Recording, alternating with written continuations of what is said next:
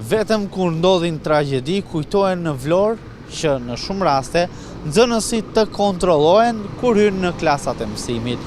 Dhe kjo situatë vazhdon sot në institucionet arsimore të qytetit, ku mungojnë kontrollet të për nxënësit, të cilët fusin në brendësi të shkollave një shumëllojshmëri sendesh të ndaluara.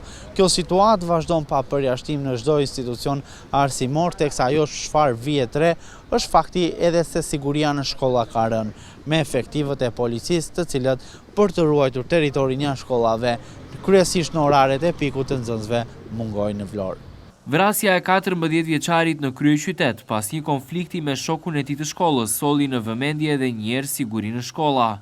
U shtuan në Vlorë për disa ditë kontrollet në institucionet arsimore dhe në brendësi të klasave ku zhvillohet procesi arsimor. Por edhe këto masa të ndërmarra fill pas ngjarjes së rënd u shuan brenda pak ditësh. Me arestën që mbuloi këtë ngjarje u harua edhe siguria në shkolla. Në komunikatat zyrtare të policisë së Vlorës ka të paktën një rast në muaj ku nxënës së shkollave duke filluar nga sistemi 9 vjeçar, por edhe ai mesëm, evidentohen me sende të forta, mjete prerës madje edhe në posedim të lëndëve narkotike në ambientet brenda shkollave si dhe jashtë tyre.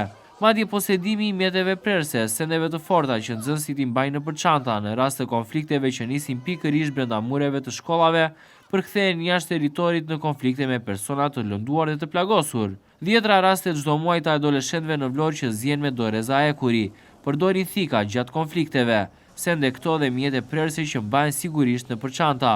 Madje megjithëse nuk konfirmohet zyrtarisht edhe vetë mësuesit e dinë se ky fenomen vazhdon duke marrë për masa të konsiderueshme tepër negative. Edhe ata vetë, megjithëse për shkak të vendit të punës e kanë të vështirë ta pranojnë, kanë evidentuar ndërmuaj nxënës që posedojnë sende apo lëndë të kundralishme. Me miratimin e ndryshimit ligjor edhe në sistemin arsimor i cili largoi rojet e shkollave duke vendosur në rolin e tyre sanitar, siguria në shkolla ka rënë edhe më tepër për shkak se kursesi një person i vetëm nuk mund të kryejë dot 2 funksione. Prej prindërve që edhe ata vetë tregojnë të shqetësuar jashtë kamerave për televizionin 6+1 Vlora që i druhen faktit se fëmijët apo miqtë e tyre pa dijenin e familjes mbajnë sende të kundralishme. Prindit janë ata të cilët kërkojnë që kontrollet në shkolla të jenë më të repta për të garantuar sigurinë e fëmijëve të tyre.